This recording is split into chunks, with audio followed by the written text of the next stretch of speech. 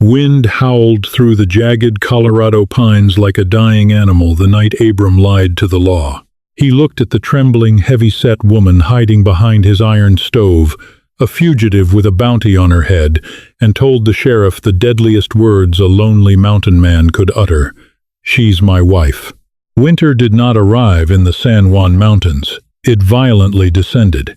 For Abram Fletcher, a solitary trapper who had lived on the edge of the timberline for the better part of a decade, the isolation was a blessing. He was a man carved from the very granite of the peaks around him, calloused, quiet, and content, with the company of his sled dogs and the whispering pines. It was the brutal December of 1888 when the storm of the decade hit, burying the valley in 3 feet of powder overnight.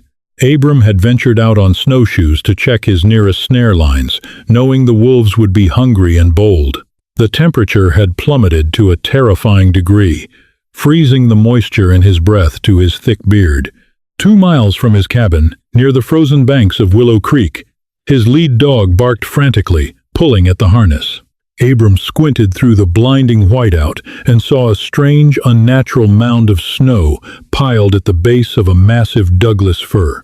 He approached cautiously, unholstering his Colt revolver, half expecting a dying bear. Instead, his gloved hands brushed against coarse, snow-caked wool. Digging frantically, Abram uncovered a human form. It was a woman. She was unconscious, her lips a terrifying shade of blue, her eyelashes frosted shut. She was dressed in men's oversized trousers and a heavy canvas duster that offered little protection against the sub-zero temperatures. Abram immediately noticed her size. She was a large, heavy-set woman, her broad shoulders and soft, thick frame completely at odds with the typical, hardened frontier women he occasionally saw in the mining settlements. Her weight and the sheer density of her figure made it instantly clear to Abram that carrying her back to the cabin over his shoulder through waist-deep snow was a physical impossibility. Thinking quickly, he unhitched his trapping sled, dumping his furs and supplies onto the snowbank. It took every ounce of his rugged strength to roll her limp, substantial body onto the wooden slats. He secured her with leather straps, hitched the dogs back up, and grabbed the lead rope. The trek back was grueling. His muscles burned, and the heavy sled dragged sluggishly through the powder. But Abram pushed forward, driven by the frantic ticking of the clock against the woman's fading life. He finally kicked open the heavy oak door of his cabin, the wind instantly trying to extinguish his hearth fire. He dragged the sled inside, slammed the door shut, and immediately set to work. He unlaced her frozen boots, peeled away the stiff, icy layers of her outer coats, and wrapped her thick, shivering form in every heavy bear and buffalo pelt he owned. He stoked the fire until the cast-iron stove glowed a dull, angry cherry red, then heated rocks to place at her feet and sides. For hours Abram sat in the dim light of a kerosene lantern, watching her breathe. She was starkly out of place in his rough-hewn world. Her face was round, her cheeks full, and despite the lingering paleness of frostbite, there was a softness to her features that the harsh frontier had not yet scoured away. He wondered what on earth a woman of her build, clearly unaccustomed to the grueling, unforgiving wilderness, was doing alone in the deadliest stretch of the San Juan Range. It was nearing midnight when she finally stirred. A ragged gasp tore from her throat, and her eyes snapped open. They were wide, a startling shade of hazel, and filled with sheer, unadulterated terror. She scrambled backward, her large frame tangling in the heavy furs, pressing herself into the corner of the room. Her hands frantically patted her sides, searching for a weapon she no longer carried. "Easy," Abram said, his voice a low, gravelly rumble. He remained seated by the stove, keeping his hands visible and resting on his knees. "You're safe. You're in my cabin. Found you nearly frozen to death down by the creek." She stared at him, her chest heaving, assessing the towering bearded man and the axes and rifles lining the cabin walls. She pulled the thick bear hide tightly up to her chin, attempting to hide her size. A defensive habit Abram noticed immediately. "Who are you?" she rasped, her voice dry and cracked. "Abram Fletcher. This is my claim." He stood slowly, pouring a tin cup of steaming chicory coffee and setting it on the floor halfway between them. "Drink that. It'll warm your insides. What's your name?" She hesitated, her eyes darting to the frost-covered window. "Josie," she finally said, her tone guarded. "Josephine." "Well, Josephine, you're lucky my dogs caught your scent. Another hour out there, and you'd be a block of ice." He moved back to the stove, stirring a pot of venison stew. "What brings a woman like you out into a blizzard? You don't look like a trapper, and there ain't a settlement for 40 miles. Josie's grip on the fur tightened. "I got lost," she said quickly, the lie brittle and obvious in the quiet cabin. My wagon broke down a ways back. I went looking for help." Abram didn't push. Out here, a man's past was his own business, and a woman's even more so.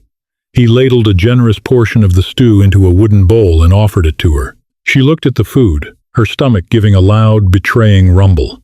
Despite her clear apprehension, hunger won. She took the bowl and ate ravenously, practically inhaling the rich meat and broth. Abram silently refilled her bowl twice. She was a big woman, and the cold had severely depleted her energy. She needed the sustenance. As she ate, Abram observed the nervous way she kept glancing at the door, the way she startled at every crack of a burning log. Josephine wasn't just lost, she was running from something. And whatever it was terrifying enough to make her choose a suicidal trek through a mountain blizzard over turning back. The blizzard punished the San Juan Mountains for 3 unbroken days, locking Abram and the fugitive known as Josie in a world no larger than the 4 walls of his timber cabin. Outside, the wind screamed, driving snow into drifts capable of swallowing a man whole. Inside, however, the icy grip of frontier survival began to thaw into something dangerously complex. The forced proximity was heavy with unspoken questions. Josie, slowly regaining her strength, refused to remain idle. She took over the hearth, moving her substantial, soft frame around the cramped space with a surprising, quiet grace. Abram, accustomed only to the harsh, jagged edges of the wilderness and the lean reality of starvation, found himself quietly captivated. Josie brought a profound, radiant domestic warmth to an existence that had been cold for a decade. Yet, the shadow of her secret hung over them. She remained fiercely guarded, her shoulders tensing at the sudden crack of a settling log. She was hyper-aware of her heavy physique, frequently crossing her arms or shrinking into herself when she caught Abram's gaze, mistakenly assuming his silent observation was the familiar judgment she had endured her whole life. It wasn't. Abram found her presence deeply grounding. On the morning of the 4th day, the wind finally exhausted itself. The sun broke through the bruised clouds, reflecting blindingly off the fresh, untouched powder. Abram sat at the small wooden table, oiling the action of his Winchester, while Josie kneaded bread dough on the counter. The rhythmic, soothing thump of her palms was the only sound in the room. Then, the sled dogs outside erupted into a frenzy of savage, panicked barking. It was not the warning for a wolf or a bear. It was the aggressive alarm of approaching men. Abram stood instantly, his instincts flaring as he peered through the frost-rimmed glass. 3 riders were aggressively pushing their exhausted, lathered mounts through the deep drifts toward the cabin. The morning sun glinted harshly off the brass star, pinned to the heavy coat of the lead rider. Josie dropped the dough. The color completely vanished from her full cheeks. She rushed to the window, peering over Abram's broad shoulder, and let out a broken, terrified gasp. "Oh God," she whispered, her voice vibrating with sheer panic. "It's them. The law." She retreated violently, her back hitting the rough timber wall as she looked around the small room like a trapped animal. "Abram, they'll hang me. You can't let them take me. I swear on my soul I didn't do it." "Didn't do what?" Abram demanded, gripping her trembling shoulders to anchor her. "Talk to me, Josie." The truth finally spilled from her in a desperate, ragged rush. "I was a cook in Denver for Judge Horace Pendleton. He's powerful and corrupt to the bone. 2 weeks ago, $3,000 went missing from his private safe. He embezzled it himself. I heard him plotting with a railway baron, But with auditors coming, he needed a scapegoat. Tears streamed down her flushed face. He blamed the fat, greedy maid. He knew no one would question it. I had to run. Heavy boots stomped violently onto the wooden porch. A gloved fist pounded the door. "Open up in the name of the law!" A harsh voice barked. Abram looked at the terrified woman trembling in his hands. Handing her over would be the simplest thing in the world.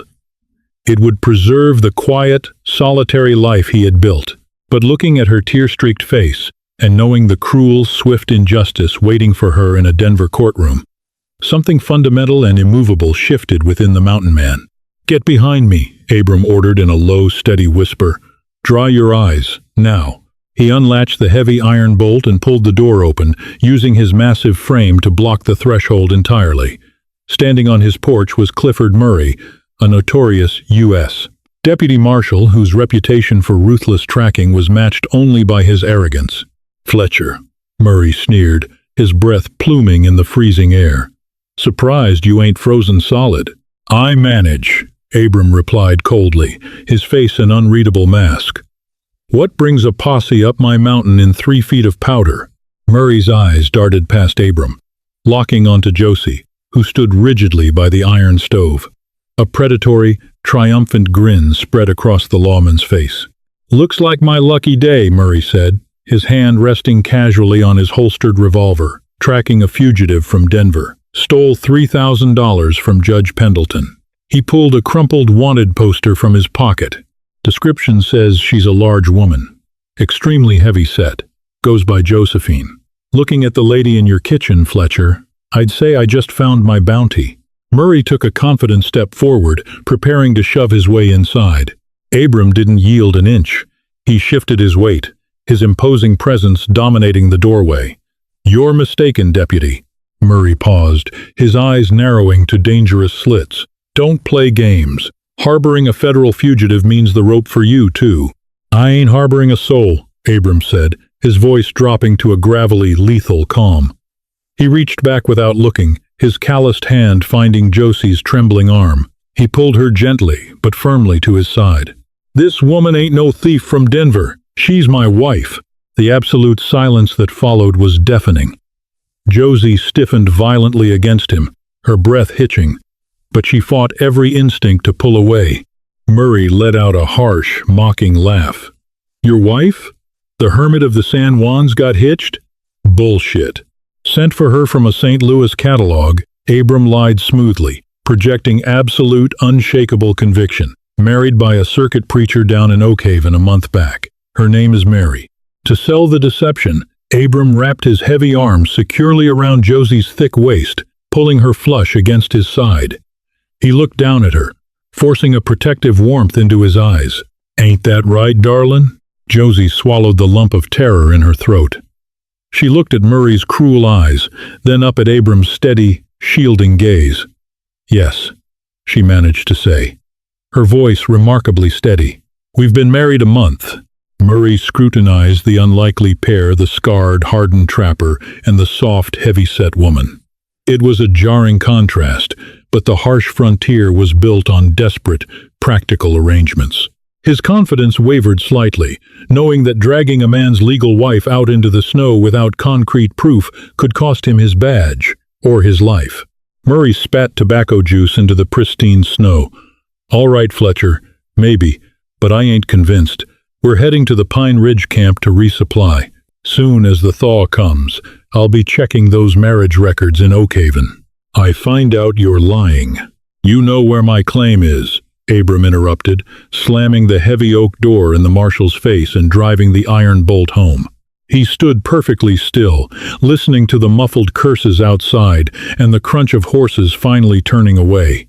When he turned back, Josie had collapsed into a wooden chair, burying her face in her hands as violent sobs racked her large frame. "They'll be back," she wept into her palms. "He didn't believe you. When he checks those records, he'll bring an army. I've doomed you, Abram." Abram walked to the stove, poured a tin cup of strong coffee, and set it on the table in front of her. His pragmatic mind was already cutting through the panic, mapping out the logistics of their survival. He had crossed a line he could never uncross. "Then we have until the spring thaw to make it the truth," Abram stated simply. Josie's head snapped up, her tear-filled hazel eyes wide with absolute shock.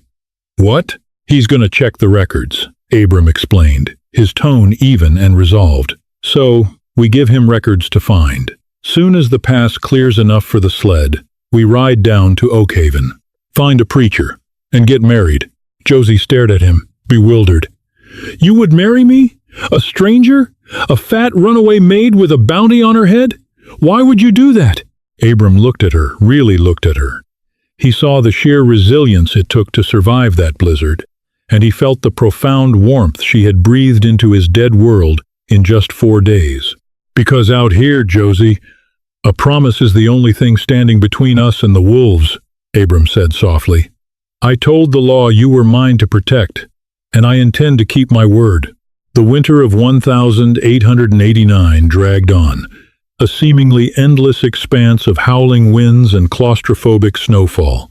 Yet, inside the cabin, the icy grip of survival began to thaw into something profoundly different. Abram and Josie, bound by a desperate lie, were forced to navigate the incredibly delicate space of forced intimacy.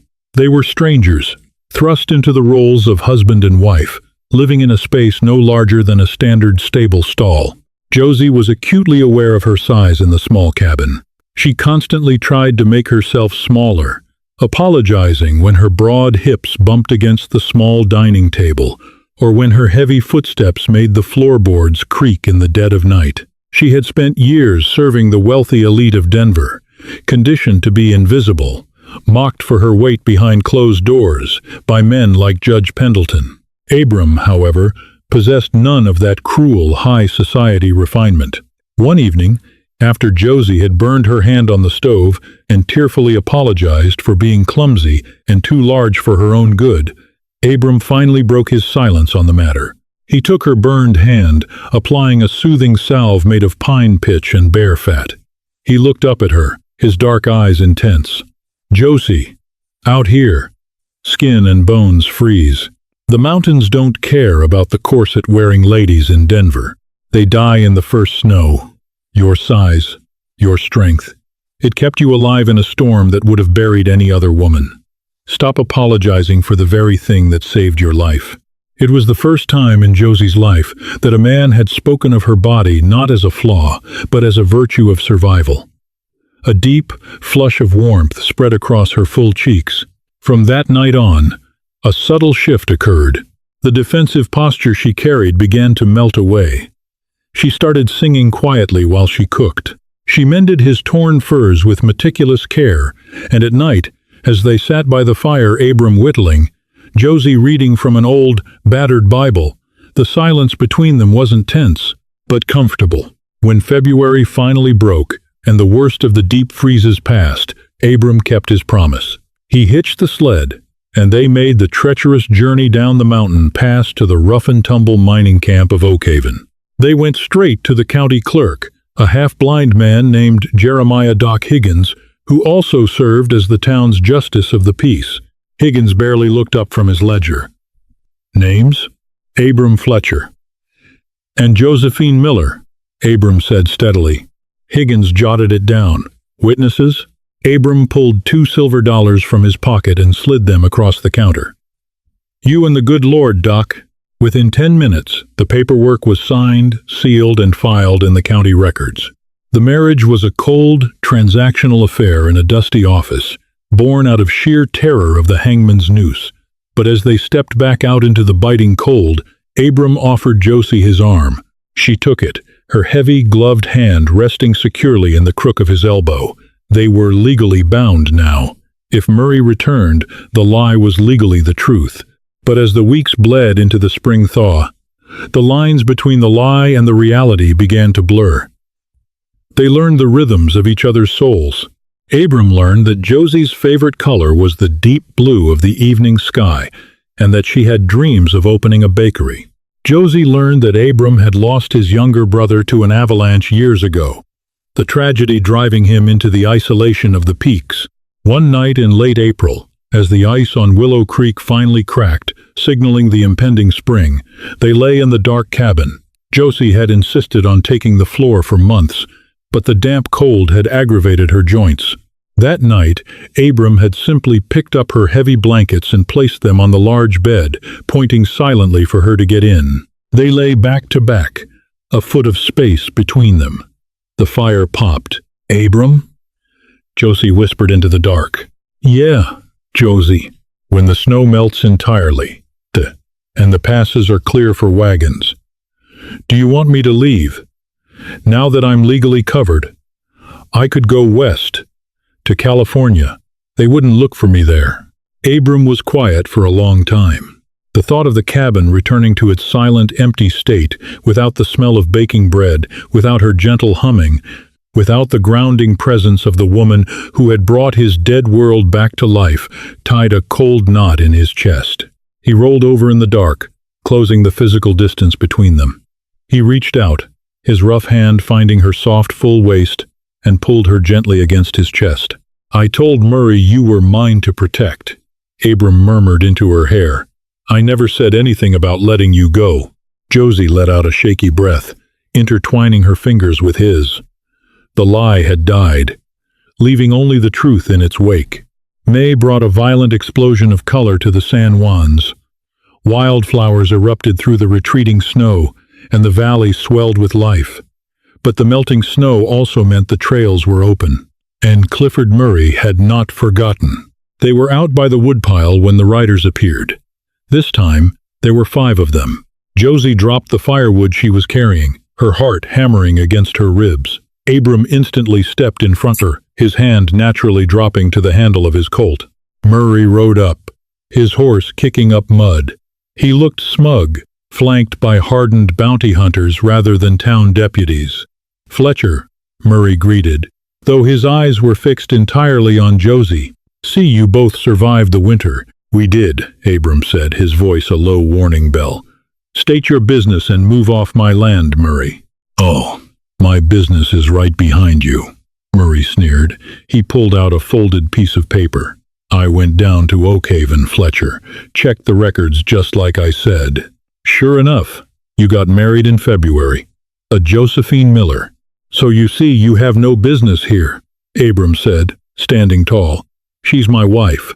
"She is," Murray agreed, a cruel smile twisting his lips. "But I also got a telegram from Denver. Judge Pendleton's bounty isn't just for stolen money anymore. The judge's mansion burned down last month. He's claiming the fugitive maid set it before she ran, and the fire just took time to catch. It's a capital offense now, Fletcher. Murder and arson." Josie gasped, gripping the back of Abram's coat. "He's lying. I never set any fire. He's trying to ensure I hang so I can't testify about the money." "Don't matter what you say, sweetheart," Murray laughed, dismounting his horse and pulling his Winchester rifle from its scabbard. "The bounty on your head is $10,000 dead or alive. And seeing as she's a wanted murderer, Fletcher, your marriage certificate ain't worth the paper it's printed on. Federal law supersedes county vows. Hand the fat lady over or you die with her." The 4 bounty hunters cocked their weapons. 5 guns trained on one mountain man and a terrified woman. "Abram, no," Josie cried, trying to step around him. "Don't fight them. They'll kill you. I'll go." Abram shoved her hard back toward the cabin door. "Get inside, Josie, now." "How touching," Murray mocked. He raised his rifle. "Take him down, boys." Abram was faster than the city-bred deputies. He drew his Colt with lightning speed, fanning the hammer. His first shot took the closest bounty hunter in the shoulder, spinning the man off his horse. The clearing erupted into deafening gunfire. Abram dove behind the massive woodpile, returning fire. Wood splinters rained down on him as bullets chewed into the logs. He was outgunned and pinned down. Murray and his men were advancing, using the trees for cover. Inside the cabin, Josie was paralyzed for only a second. She watched through the window as the men closed in on her husband. A fierce, primal rage ignited in her chest. She was done running. She was done being the victim of cruel men who looked at her and saw only an easy target. She turned to the wall where Abram kept his secondary weapons. She grabbed his double-barreled shotgun, broke it open, and shoved 2 heavy buckshot shells into the breech. Outside, Abram's revolver clicked empty. He cursed, scrambling to reload, but Murray was already stepping around the woodpile, a triumphant sneer on his face, leveling his rifle right at Abram's chest. "End of the line, mountain man," Murray spat. Boom! The heavy oak door of the cabin kicked open. Josie stood on the porch, the massive shotgun pressed securely against her broad shoulder. The recoil from the first barrel had bruised her, but she held her ground, a towering, formidable figure of wrath. The buckshot tore through the dirt right at Murray's feet, sending a spray of rock and mud into his eyes. He screamed, dropping his rifle and clutching his face. The remaining bounty hunters froze, staring in shock at the large woman commanding the porch with a smoking shotgun. "Drop your weapons," Josie roared, her voice echoing off the mountain peaks, completely devoid of fear. She racked the hammer for the second barrel, aiming squarely at the chest of the nearest standing man. "I said drop them, or I'll blow you to hell." Seeing their leader writhing on the ground and staring down the massive, terrifying bore of a 10 gauge shotgun held by a woman who clearly meant business, the bounty hunters slowly raised their hands and let their guns fall to the mud. Abram lunged forward, kicking their weapons away and retrieving his own. He hauled a bleeding, half-blind Murray to his feet by his collar, pressing the barrel of his Colt under the marshal's chin. "You listen to me, Clifford, and you listen good," Abram growled, his eyes burning with savage fury. "You go back to Denver. You tell Judge Pendleton his maid died in the snow. You tell him Abram Fletcher found her body and fed it to the wolves. And if I ever see you, or any of his men on my mountain again, I won't aim for the dirt." Murray, trembling violently, nodded. Okay, Fletcher. She's dead. We never found her." Abram shoved him backward. The men scrambled onto their horses, dragging their wounded, and rode back down the trail as fast as their mounts could carry them. The clearing fell silent, save for the wind in the pines. Abram turned to the porch. Josie slowly lowered the shotgun. Her knees finally buckled, the adrenaline draining from her system. Abram was there before she hit the ground, catching her heavy frame in his arms and holding her tight against him. She buried her face in his neck, sobbing, but this time they weren't tears of terror, they were tears of survival. "You saved my life," Abram whispered, kissing the top of her head. Josie looked up, her hazel eyes locking with his. She reached up, her soft hand resting against his bearded cheek. "You saved mine first, husband." They stood there in the mud and the melting snow, the rugged mountain man and his beautiful, fiercely strong wife. They had built a love on a lie, but as they walked back into the warmth of their cabin, there was nothing in the world more true. Did Abram and Josie's intense journey through the blizzard and bounty hunters keep you on the edge of your seat? Sometimes, the most unexpected lies lead to the truest love. If you loved this thrilling Wild West romance and want to hear more gripping stories of survival, romance, and frontier justice, make sure to hit that like button, share this video with your fellow story lovers, and subscribe to the channel for more incredible frontier tales.